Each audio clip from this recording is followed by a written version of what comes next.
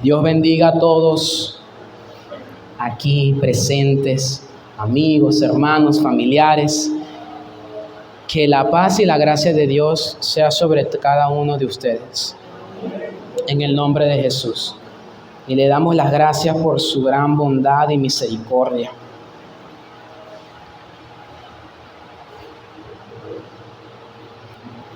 Mi papá tiene muchas enseñanzas para conmigo y bueno, hoy como Día del Padre recuerdo siempre una que él nos decía, hermano, y es que las cosas tienen que hacerse por convicción y no por coacción. Esa frase él la aprendió por coacción, pero luego la aplicó por convicción. Y ha sido uno de sus legados para con nosotros. Si usted va a hacer algo, hágalo porque usted está convencido que lo que va a hacer es correcto y está bien. Bueno, mis hermanos, que el Señor me ayude porque estoy convencido de que precisamente cada vez que nos paramos aquí a hablar de su palabra, estamos convencidos de que ella es la verdad. Y ella es la que tiene que hablar a los corazones de cada uno de sus hijos. Por eso vamos a continuar hoy en nuestra serie en el libro de los Hebreos y estamos en el capítulo 7, ¿cierto? La semana pasada hablamos solo en la primera parte de ese capítulo, de los versículos 1 hasta el 10. El título de esa predicación fue Melquisedec y Cristo, un sacerdocio superior, parte 1. Por ende, hoy veremos la parte 2. La parte 2 para poder entonces terminar el capítulo. Y es maravilloso, hermanos. Ubíquese en su Biblia y vamos entonces a podernos poner en contexto. Hoy vamos a estar revisando los versos del 11 al 28. Ok, mis hermanos, para continuar en el pasaje que corresponde, es necesario que recordemos lo que anteriormente descubrimos y entendimos, ¿sí?, acerca del misterio de la persona y del sacerdocio de Melquisedec, que es el personaje del cual se está haciendo referencia para poder hablar del ministerio sacerdotal de Jesucristo. Entonces, si recordamos lo que hablamos la semana pasada, podemos resumirlo en 3 puntos importantes. Y es Melquisedec como figura o tipo de Cristo. Dios designó a Melquisedec como sacerdote del Dios Altísimo, con ciertas características que no se veían en el sacerdocio levítico, que no estaba sujeto a una genealogía ni a un tiempo, no estaba sujeto a ciertos requisitos. Fue designado por Dios como sacerdote del Dios Altísimo. Fue algo que Dios hizo y no algo que hacían los hombres de acuerdo a reglas, requisitos, sucesión, si venía de la familia de Aarón o no venía de la familia de Aarón, porque en ese momento Aarón no existía. No existía siquiera Leví, que es el nombre de la tribu del cual descendió Aarón. Se evidencia entonces su doble oficio. Melquisedec fue rey y sacerdote, y eso hablaba acerca del ministerio que Jesús iba a ejercer para con los creyentes. Nuestro rey y nuestro sumo sacerdote. El segundo punto fue la superioridad del orden de Melquisedec sobre el orden del sacerdocio levítico. Superior, Abraham reconoció la grandeza de Melquisedec. ¿Por qué? Porque le dio los diezmos del botín que él obtuvo cuando ganó la guerra de los reyes. Y este orden superior marca la transición del sistema ceremonial a un ministerio redentor. No es un sistema meramente ceremonial, sino que ahora va a ser un ministerio redentor. Va a ser para salvar, para redimir, para reconciliar, algo que el sacerdocio levítico no había podido lograr. Y como tercer punto vemos la integración en la revelación progresiva, acerca de cómo el plan perfecto de Dios desde la eternidad siempre ha sido un único plan que Él ha ido revelando a su tiempo en varias partes. de varias formas para entonces poder concluir todo en qué, en que Cristo fuese manifestado para salvar a los que vinieran a Él en arrepentimiento y fe. Sobre esa base, entonces, hoy podremos ir más allá y entender la necesidad, hermanos, de un nuevo sacerdocio, la necesidad de una nueva ley. Y le voy a decir por qué una nueva ley. Eso lo vamos hoy a ver, lo vamos a estudiar un poco. Y también sobre la necesidad que fuera Cristo, el sumo sacerdote para nosotros, y no alguien más. Solamente tenía que ser Cristo. Solamente Él podía llenar ese espacio. El sacerdocio de Cristo es un sacerdocio superior. Melquisedec es una referencia para hablar acerca de la superioridad de Cristo. Por tanto, entonces vamos a ubicarnos hoy en el texto que nos corresponde. Hebreos capítulo 7, versículos del 11 al 28.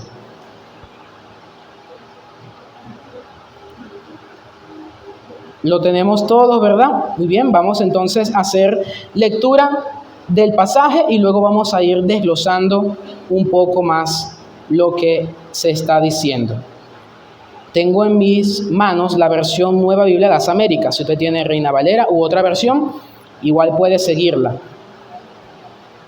Versículo 11.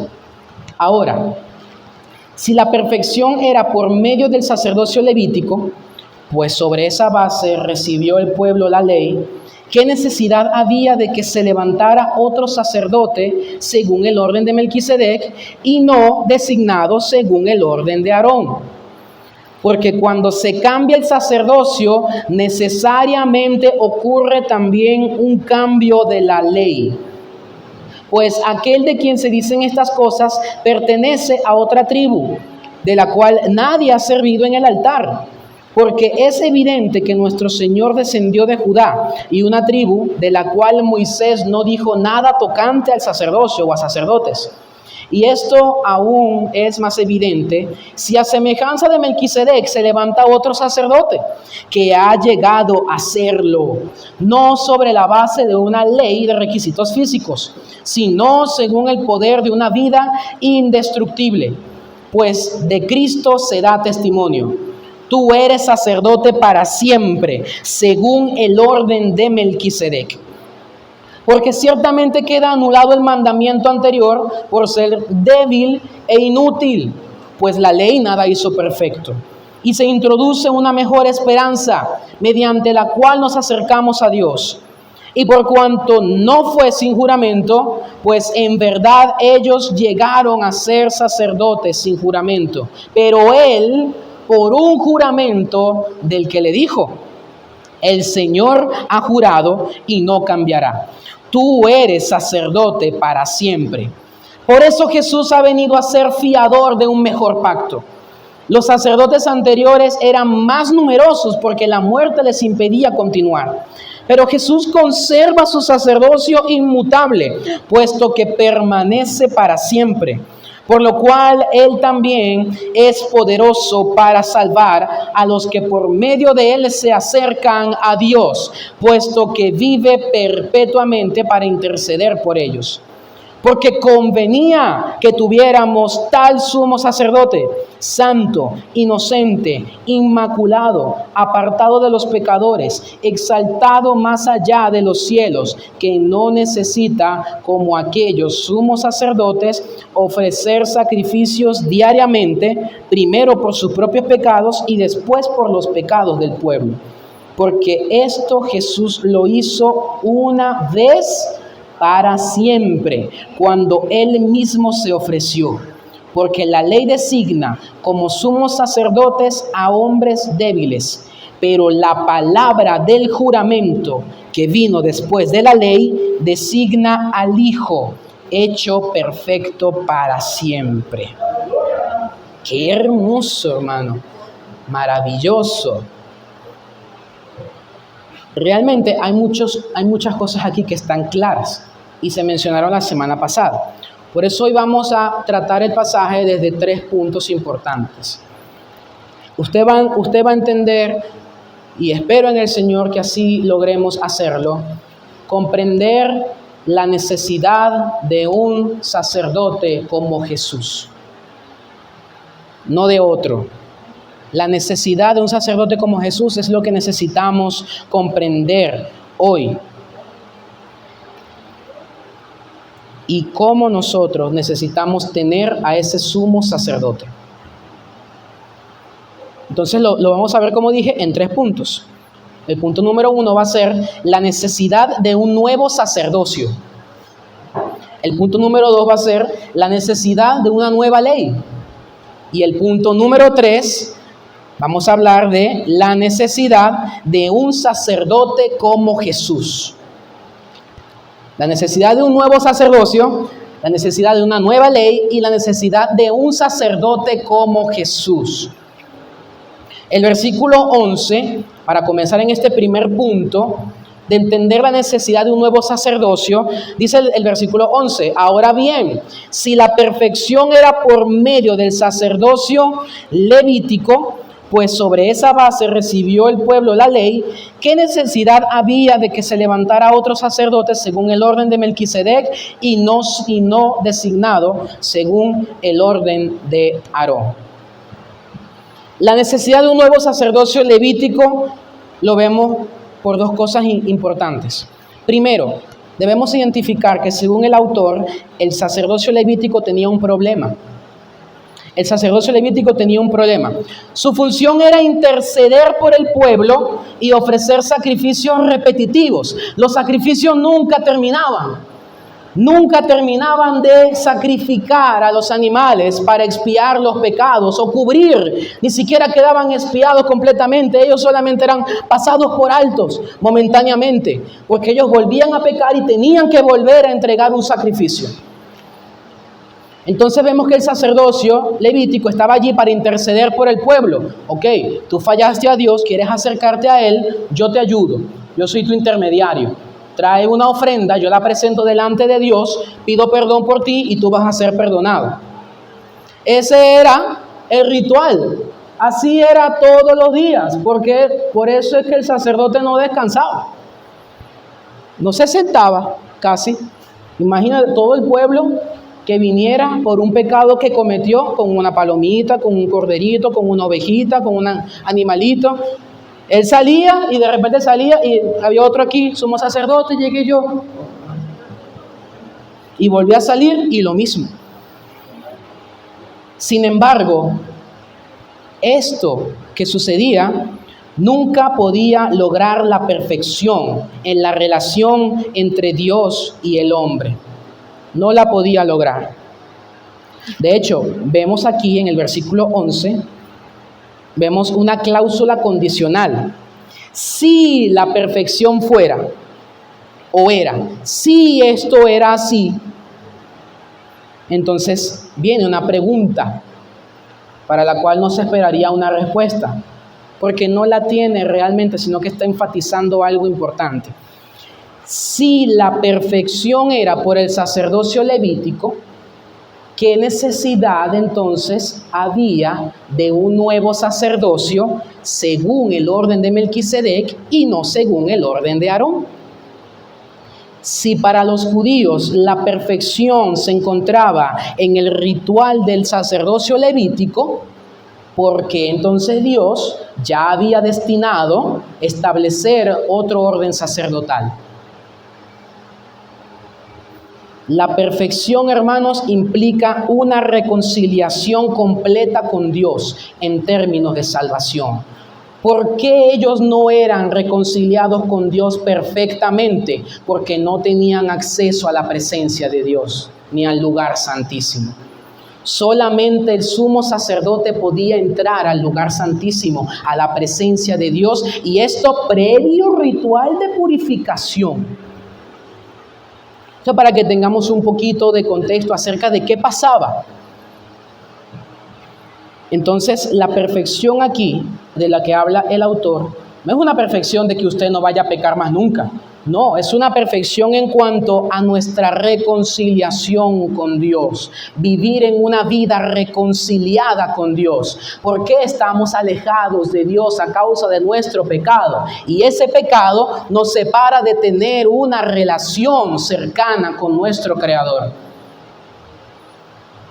Por eso necesitaban un intermediario, alguien que pudiera llevar delante de Dios la petición del pueblo. Otra cosa importante es que la necesidad de un nuevo sacerdocio se ve en el indicio de un sacerdocio superior. La mención de Melquisedec después de ya cientos y miles de años en el Salmo 110, versículo 4, que ya sabemos qué dice porque el autor lo cita muchas veces en esta sección. ¿Sí? De todas maneras, vamos a proyectarlo aquí, Salmo 110:4. El Señor ha jurado y no se retractará. Tú eres sacerdote para siempre, según el orden de Aarón, según el orden de Melquisedec. Si ya se había instituido el sacerdocio levítico a través de la familia de Aarón, ¿por qué Dios está introduciendo otra vez a Melquisedec? Porque hay algo que precisamente faltaba. No había una reconciliación completa.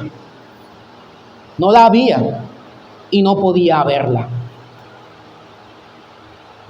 Vemos que el indicio de ese sacerdocio es superior porque Dios lo está introduciendo luego de que hay un sacerdocio instaurado con leyes, con rituales y con ceremonias. Vemos otra cosa importante.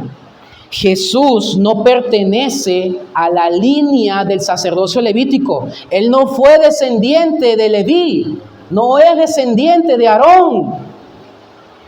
No lo es. Y luego compararemos un poquito las dos leyes para que ustedes vean que Jesús no podía estar bajo la ley del sacerdocio arónico, porque si no, entonces no pudo haber sido superior. Tiene que ser superior. Por lo tanto, no puede estar sujeto a esta misma ley. Jesús no pertenece a esta línea, lo que señala una transformación en la manera en que Dios se relaciona con su pueblo. El sacerdocio levítico me mostraba una manera en la que Dios permitía que su pueblo se relacionara, pero era momentáneo porque Él quería dar a entender algo. Todavía había algo que no había sido revelado por completo. Dios no quería una relación a través de intermediarios humanos. Él quería que los mismos humanos pudieran acercarse a su presencia.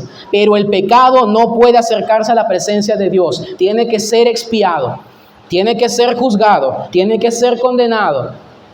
Y alguien tiene que morir en lugar de ese hombre para que Dios pueda recibir esa ofrenda y pasar por alto el pecado. Por lo tanto, entonces todo intento humano de acercarse a Dios por méritos propios es insuficiente.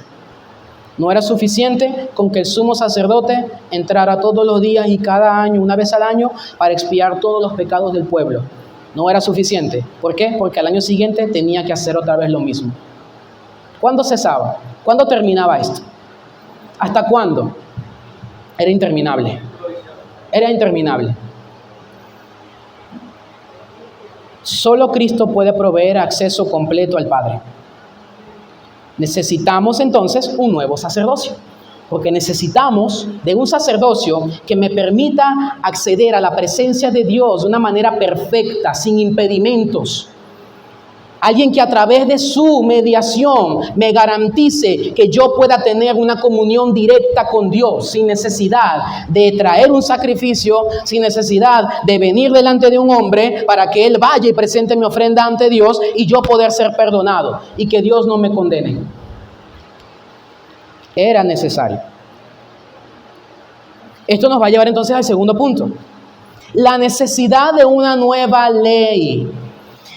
Según el versículo 2, hermanos, cuando se cambia el sacerdocio, necesariamente, note allí que hay una palabra, necesariamente ocurre también un cambio de la ley. El sacerdocio Y el cambio de sacerdocio implica un cambio en la ley. ¿Bajo qué ley fue dada el sacerdocio levítico? Bajo la ley de Moisés. ¿Cierto? El sacerdocio levítico fue dado bajo la ley de Moisés. Y ese sacerdocio estaba basado en descendencia, es decir, nadie podía ocupar el sumo sacerdocio si no era de la familia de Aarón. Y estaba basado en sacrificios. El sumo sacerdote presentaba un sacrificio delante de Dios para expiar el pecado en lugar de la persona que lo había cometido. Yo me imagino, hermanos, solamente para colocarnos en ese lugar, ya el sumo sacerdote tuvo que haber tenido ya una costumbre a la sangre impresionante. Ya eso no le debe haber dado ya luego de cierto tiempo repudio, asco, llenarse de sangre, matar a un animal. Tuvo que haberse quitado un poquito de sensibilidad, no lo sé. ¿Por qué, hermano? Yo no me veo matando a un animal. Yo no me veo matando a un animal cada hora, cada día, todos los días de mi vida. Es horrible. Y no conforme con eso, tenían que llenar las paredes del templo de sangre, tenían que llenar el lugar, tenían que rociar el altar con la sangre del sacrificio. No me vería allí, hermano. Y eso es lo que pasaba. Eso estaba siendo una sombra de lo que había de venir. Alguien tenía que morir. Alguien tenía que pagar. ¿Y quién pagaba, hermano? Un animal inocente, un animal puro, que no había hecho nada. Él pagaba. Él tomaba el lugar. Esa ley, hermanos, era débil e inútil. Según el verso 18, si usted lo lee, porque ciertamente queda anulado el mandamiento anterior por ser débil e inútil. Pero para que no se escandalice, porque dice, ¿cómo que la ley de Dios es inútil y es débil? ¿Cómo va a ser eso? No, hermano, no se está refiriendo a que las palabras de Dios no sean poderosas ni tengan vigencia. Ahí mismo en el texto, verso 19 dice, entre paréntesis, pues la ley nada hizo perfecto. ¿Recuerda lo que dije acerca de que todos los sacrificios que se hacían todos los días no perfeccionaban al hombre? ¿No lo hacían entrar en una relación perfecta con Dios, en donde no había impedimento, en donde la persona podía entrar libremente ante la presencia de Dios y tener una relación con Él? Esta ley no garantizaba eso. De hecho, vámonos a Romanos capítulo 3, versos 19 y 20. La ley nunca justificó a nadie. Nunca. Dice la palabra de Dios. Ahora bien, sabemos que cuanto dice la ley, lo dice a los que están bajo la ley, para que toda boca se calle y todo el mundo sea hecho responsable ante Dios. Siguiente. Porque por las obras de la ley ningún ser humano será justificado delante de él, pues por medio de la ley viene el conocimiento del pecado. ¿Por qué la ley no puede perfeccionar a nadie? Porque la ley lo que le muestra a usted y a mí es el estándar que Dios tiene con respecto a la justicia. Y ese estándar ni usted ni yo lo podemos llenar. La ley me manifiesta lo pecador que yo soy. ¿Por qué la ley dice, no mientas? Para demostrar que usted y yo somos mentirosos por naturaleza. ¿Por qué la ley dice, no digas falso testimonio? Porque nuestra naturaleza nos lleva ¿a qué? A eso. A chismear, a dar falso testimonio, a murmurar y a decir cosas que no son. ¿Por qué la ley dice ama al Señor tu Dios con todo tu corazón, con toda tu alma, con toda tu mente y con todas tus fuerzas? ¿Quién hace eso, hermano? ¿Quién lo hace de verdad? ¿Quién ha cumplido con ese mandamiento? Nadie. Nadie. Porque la humanidad no quiere acercarse a Dios. No hay justo, ni a uno. No hay quien entienda. Todos se volvieron inútiles. Entonces la ley le muestra al mundo, le muestra al hombre su pecado. No lo puede perfeccionar, porque lo que le está diciendo es lo que él hace. Él no debería hacerlo, sin embargo lo hace porque es su naturaleza. La ley no lo puede perfeccionar. Por el contrario, ¿sabe qué hace la ley? Nos hace estar bajo maldición. Vamos a irnos a Gálatas capítulo 3, versículos del 10 al 13. Gálatas capítulo 3, versos del 10 al 13 dice: porque todos los que son de las obras de la ley están bajo maldición, pues escrito está: maldito todo el que no permanece en todas las cosas escritas en el libro de la ley para hacerlas. Y que nadie es justificado ante Dios por la ley es evidente. ¿Por qué? El justo por la fe vivirá. Y el 20 dice: ahora bien, disculpa, el 13, me confundí. Cristo nos redimió de la maldición de la ley, habiéndose hecho maldición por nosotros.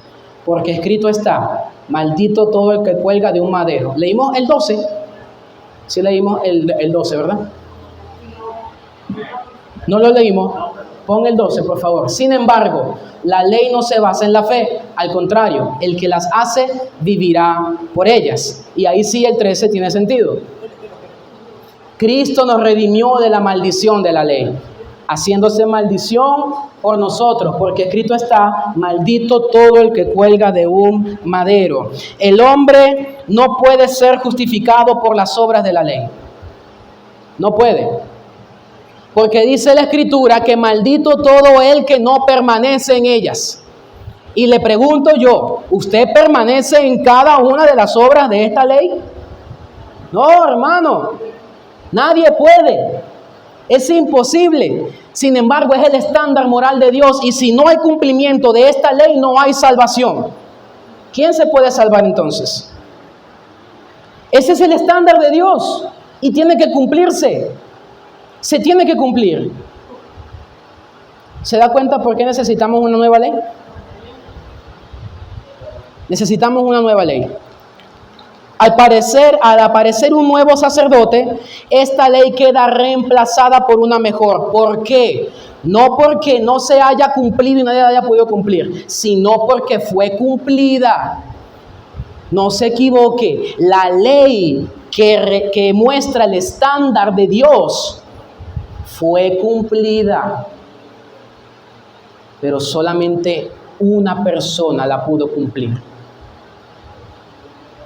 Y esa persona es Jesucristo. Nuestro sumo sacerdote. La ley introducida por el sacerdocio de Cristo nos da una nueva y mejor esperanza para acercarnos a Dios. La nueva ley que tenemos ahora con el sacerdocio de Cristo nos da una nueva y mejor esperanza para acercarnos a Dios. Antes no nos podíamos acercar a Dios sin ser consumidos. Ahora nos podemos acercar a Dios porque vamos en el nombre de aquel que cumplió la ley y el estándar de Dios. Vamos en el nombre de Jesús. Solamente a través del nombre de Jesús nosotros podemos acceder a Dios. Hermano, yo sé que esto a lo mejor usted lo sabe y lo conoce, pero necesitamos conocer el trasfondo de lo que el libro está enseñando. ¿Por qué Jesús? ¿Por qué tiene que morir Jesús? ¿Por qué no podemos agradar a Dios? ¿Por qué Dios tiene que matar corderos? ¿Por qué Dios pidió que se hiciera esto? Entonces, hermano, vemos la necesidad de una nueva ley. Y tiene el sustento de los versos 12 al 21. No hago referencia a cada uno de los versículos. ¿Por qué? Porque están hablando acerca de un mismo tema. Y esto es lo que queremos llegar, para poder entender la necesidad que teníamos de una nueva ley. El versículo 18 lo dice y el verso 19. ¿Cierto? Entonces, podemos ver aquí que hay una comparación entre la ley del sacerdocio levítico y la nueva ley en Cristo. Es necesario conocer esto, porque si usted dice, ok, necesitamos una nueva ley, pero compárame las dos a ver realmente en qué está cambiando la cosa. Bueno, vamos a comparar un poquito lo que está sucediendo aquí. La ley del sacerdocio levítico es la siguiente. Como primer punto, solo los sacerdotes de Leví podían ser sacerdotes, según el versículo 11.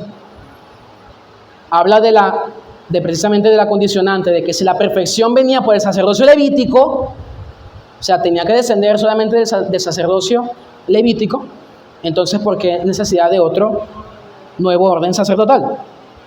Otro punto de la ley del sacerdocio levítico: sacrificios repetitivos, pero nunca definitivos. El sacerdote nunca podía decir, el pueblo ha sido expiado por completo y tiene acceso a la presencia de Dios. No, porque él sabía que tenía que volver a ofrecer sacrificios, porque sabía que el pueblo seguía pecando. Él pecaba, él era hombre débil. Los sacerdotes tenían pecado. Esa es otra parte de la ley del sacerdocio levítico. Necesitaban expiación. El verso 27, si usted lo ve y lo lee, dice que, se me había perdido. Verso 27. Que no necesita, como aquellos sumos sacerdotes, ofrecer sacrificios diariamente. ¿Se da cuenta? Primero por sus propios pecados y después por los pecados del pueblo. Ellos, como ley, parte de la ley de su sacerdocio, ellos tenían que ofrecer sacrificio por sí mismos primero, para poder luego ofrecer sacrificio por el pueblo. Porque si ellos no estaban purificados, si ellos no estaban limpios, al entrar al lugar santísimo, eran cortados. Eran cortados. Y como último punto de esa ley, es que el acceso a Dios era limitado. ¿Quién accedía nada más? El sumo sacerdote. Ni siquiera los demás sacerdotes. Había muchos sacerdotes sirviendo en el templo. Uno solo no da abasto, es imposible. Solamente tenía acceso al lugar santísimo, a la presencia de Dios, el sumo sacerdote. El más alto, pues, que tenía mayor jerarquía. El líder de todos ellos. El sumo sacerdote tenía acceso. Vemos entonces que había problemas en el sacerdocio levítico y que la ley tenía que ser cambiada. Porque esto, si todavía siguiera así, ¿cuándo terminaría? Por el contrario, sacerdocio de Cristo.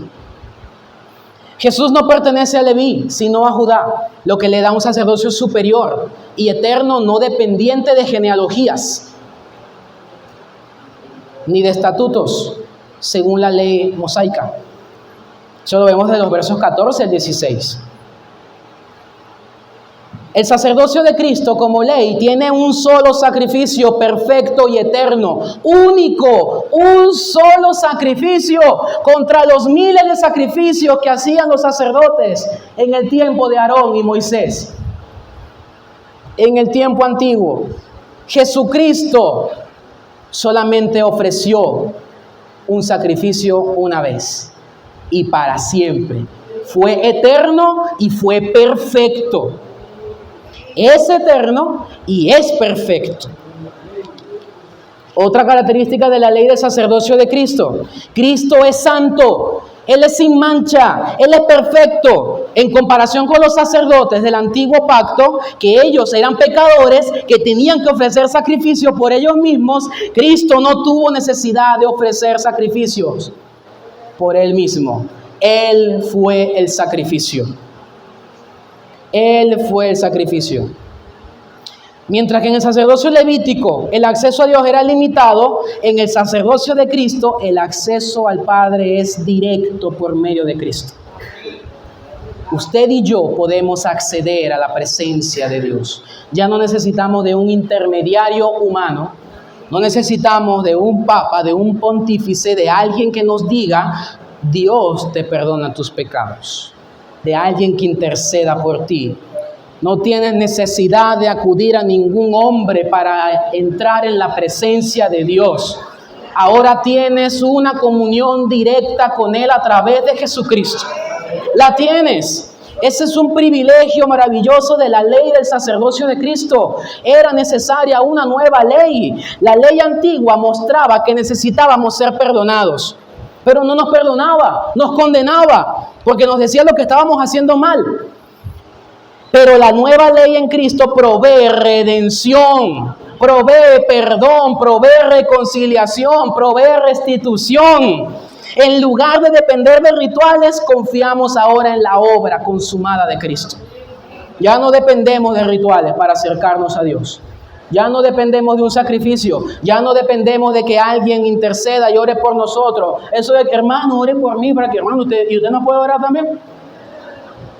Porque usted se quedó sin lengua porque no puede orar. Ore, yo le apoyo en oración, pero usted ore, tiene acceso a la presencia de Dios. No necesita un intermediario, no lo necesita. Pero vamos entonces al punto número 3, la necesidad de un sacerdote como Jesús. O sea, ya vimos que necesitábamos un sacerdocio nuevo, vimos que necesitábamos una ley nueva. ¿Quién nos podía traer esas dos cosas? Solamente Jesús, solamente Cristo.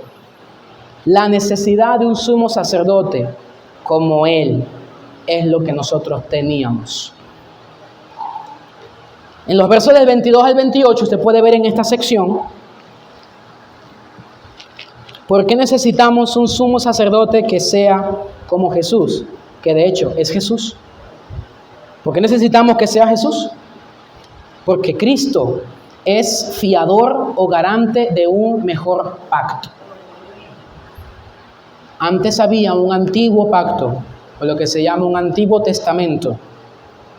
Y vemos entonces que ese testamento no le garantizaba al hombre la salvación, hermano.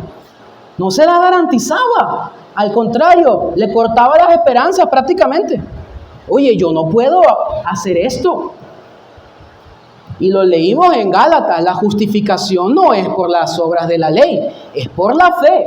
Y lo leímos también en Romanos. La justificación solo puede ser hecha mediante la fe. Poner la confianza en Cristo.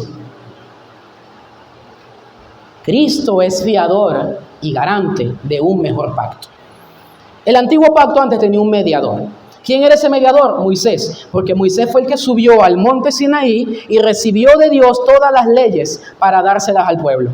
Y él era el juez entre el pueblo y Dios para que las leyes se cumplieran, para que cuando alguien pecara entonces fuera a hacer los procesos para ser perdonado, para ser cubierto su pecado. Pero déjeme decirle algo, Moisés, hermano, no garantizaba la obediencia del pueblo. Moisés no podía garantizar la obediencia del pueblo. No podía. No había nadie del lado del pueblo que garantizara que pudiesen cumplir con el pacto. ¿Cuál era el pacto? Si ustedes hacen y guardan y cumplen todos estos mandamientos que yo te doy, serás bendito. Pero si la desobedeces, si te apartas, te maldeciré. Hermano, póngase a pensar, ¿cuál fue el constante destino de Israel? La maldición por desobedientes. Ellos no podían cumplir las exigencias de Dios. No lo hacían. Y Moisés no podía garantizar tampoco eso delante de Dios. Él no podía ponerse como garante delante de Dios y decir, Señor, yo me voy a encargar de que tu pueblo cumpla con su parte del pacto. No. Usted haría eso, hermano, conociendo cómo somos los seres humanos. No podemos ponernos como fiador o como garantía delante de Dios. en nombre de alguien.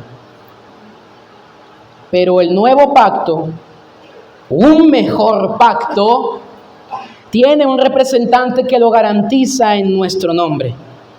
¿Se da cuenta la diferencia? Por lo tanto, el nuevo pacto se sustenta en lo que hizo Jesús, no en lo que hacemos nosotros. Tú no tienes acceso, ni justificación, ni perdón de parte de Dios por tus obras. No puedes, porque ya vimos que en la antigüedad el pueblo nunca lo hizo. Nunca lo hizo. Necesitábamos un mejor pacto. Y ese pacto solamente viene a través de lo que Jesús hizo.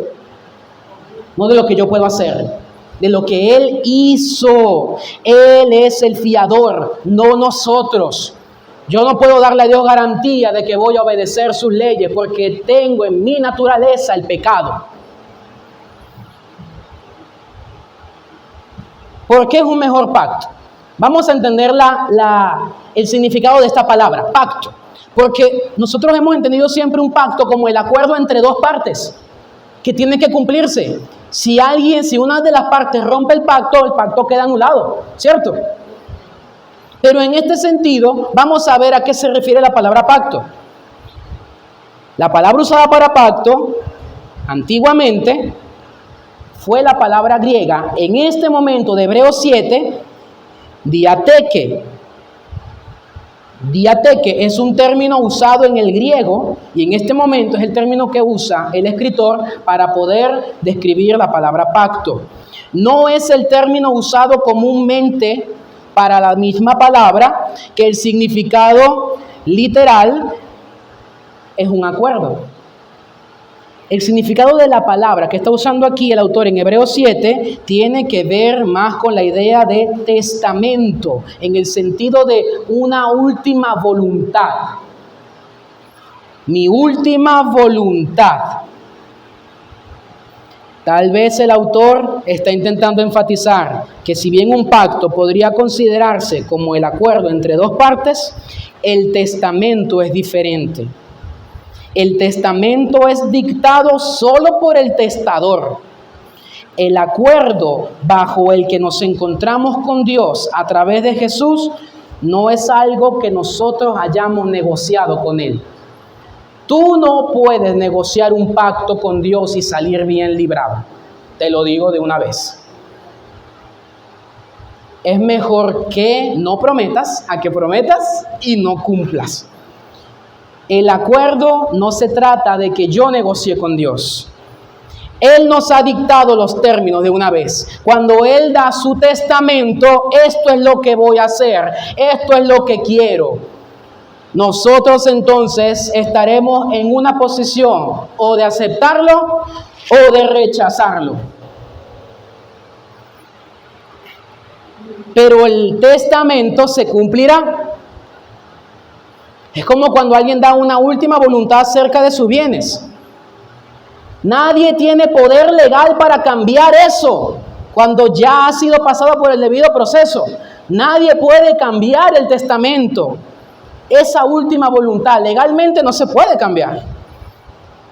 Y alguien tiene que garantizar que se cumpla al pie de la letra. ¿Se dan cuenta entonces lo maravilloso es que ahora ya no sea un pacto entre dos personas, sino una última voluntad de parte de Dios para ejercer su plan con perfección? Yo no he negociado con Dios y usted no puede negociar con Dios un pacto. Por eso Cristo es mediador y fiador y garante. Él garantiza la salvación de nosotros. Garantiza la salvación de los que le reciben, de los que le aceptan. No hay una ligera posibilidad, hermanos, de que Cristo no cumpla su palabra. Porque el Señor lo dijo, Salmo 110:4, el Señor ha jurado y Él no cambiará. No puede cambiar. Si designó a Cristo como sumo sacerdote y Cristo es el mediador de un mejor pacto, ¿qué inseguridad tenemos nosotros? Ninguna. Al contrario, nada ni nadie nos puede separar del amor de Dios que es en Cristo Jesús, Señor nuestro. Necesitamos que Cristo sea ese sumo sacerdote porque su intercesión nunca termina. Él vive eternamente para salvar a los que se acercan a Dios por Él. Cristo nunca va a decir, mi oficio terminó. Así lo hacía el sacerdocio levítico. Él decía, mi oficio terminó, que venga otro. Que venga otro. Y por eso muchos sumos sacerdotes y muchos sacerdotes pasaban de generación en generación. Muchos. Solo Él puede salvar perpetuamente, indicando una salvación completa y eterna. ¿Sabe, hermano, que es triste pensar que hay personas que creen que todavía tenemos que hacer una parte para ganar la salvación? ¿De qué sirve entonces el sacrificio de Jesucristo? Es en vano, no es suficiente. El texto lo dice, es suficiente, perfecto, para salvar eternamente. Delante de Dios yo no debo hacer nada para garantizar mi salvación. No puedo, en mis fuerzas no. Lo que yo hago es en obediencia y agradecimiento a Él porque he sido transformado mediante el sacrificio de Jesucristo. Transformados, vida nueva, conducta nueva, pensamientos nuevos. Ellos no me dan mi salvación, me demuestran que la he obtenido. Me demuestran que la tengo. Él puede salvar perpetuamente, versículo 25, por lo cual Él también es poderoso para salvar para siempre a los que por medio de Él se acercan a Dios, puesto que vive perpetuamente para interceder por ellos. Hermano, usted está seguro en los brazos de Cristo, está seguro en Dios, está escondido con Cristo en Dios. No puede tener temor, no puede tener miedo de que Dios no le va a perdonar, no le va a aceptar. Cristo ya pagó ese precio. También vemos la necesidad de Cristo como sumo sacerdote en las características que Él tiene como sumo sacerdote. Los versos del 26 al 28 dan una lista. Dice, convenía que tuviéramos tal sumo sacerdote. ¿Se da cuenta? La palabra convenía. Te conviene que Cristo sea tu sacerdote. Te conviene que Cristo sea tu intermediario entre Dios y tú. Te conviene que Cristo sea el que te dé la salvación. Nos conviene. Él es santo, inocente, inmaculado, apartado de los pecadores, exaltado más allá de los cielos, que no necesita, como aquellos sumos sacerdotes, ofrecer sacrificios diariamente. Primero por sus propios pecados y después por los pecados del pueblo.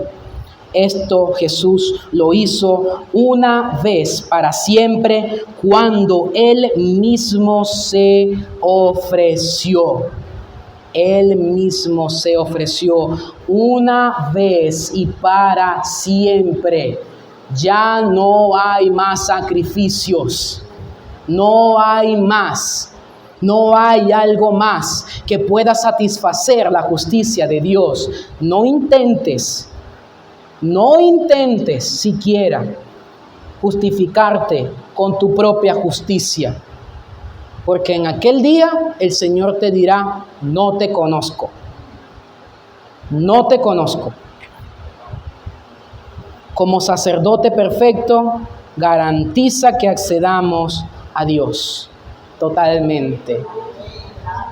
Dios, por medio de Jesús, ha garantizado el acceso a su presencia. Nada te lo impide. No te rechaza. El que a Él va no le echa fuera. ¿Qué podemos concluir entonces? Cristo es el sumo sacerdote perfecto. No hay otro, hermano, no hay otro medio de acceso a Dios fuera de Él. No hay otro mediador entre Dios y los hombres. Jesucristo, hombre, es el único. Y si no lo conoces, te lo estoy presentando. Porque Él quiere que tú tengas una relación completa con Dios y no que seas condenado. Él dijo, yo no vine al mundo para condenar al mundo, sino a salvar al mundo.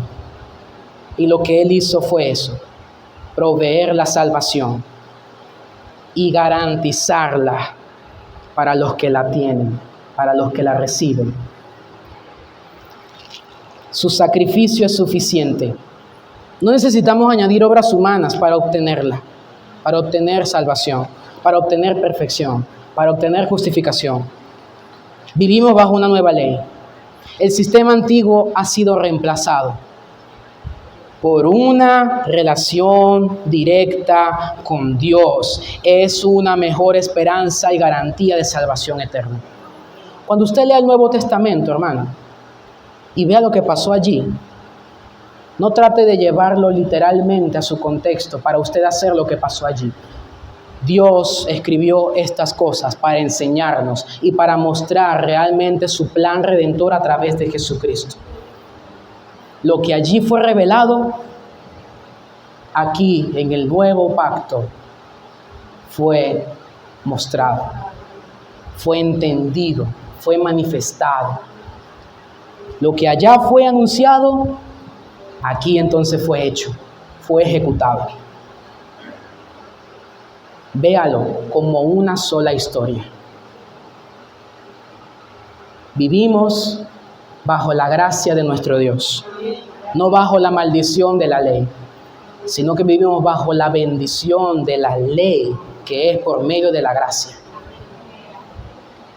en donde el Espíritu Santo pone virtud en nosotros, hermano, pone el querer como el hacer, y usted ahora quiere obedecer a Dios por voluntad propia. Nadie le está obligando, sino que el Espíritu Santo transforma su ser y usted voluntariamente se acerca a Dios y hace lo que a Él le agrada y se constriñe y se entristece también cuando hace lo que a Dios le desagrada.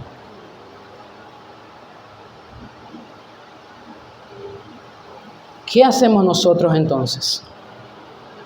Tengo 3 preguntas para ti. ¿Dependes de reglas externas para acercarte a Dios o descansas plenamente en Cristo? Hermano, en algunas comunidades las personas piensan que necesitan la mediación de un líder religioso. Y vienen, pastor, ¿puede orar por mí, por favor, que yo estoy pasando por esto? Yo sé que Dios a usted lo va a escuchar más que a mí. ¿Qué es eso? ¿De dónde usted saca eso, hermano? No es Dios, Dios de cerca, Dios de lejos, no es Dios aquí, Dios allá, no es Dios de los judíos, de los gentiles, no es Dios de usted, no es Dios mío. ¿Va a preferir a uno por encima de otro? Cuando de sus hijos ninguno es preferido, todos son amados. Solo que hay unos que se acercan más. Hay unos que se acercan más. No seas entonces de los que eres hijo, pero no te acercas a tu padre. Acércate a tu padre. Acércate a Él.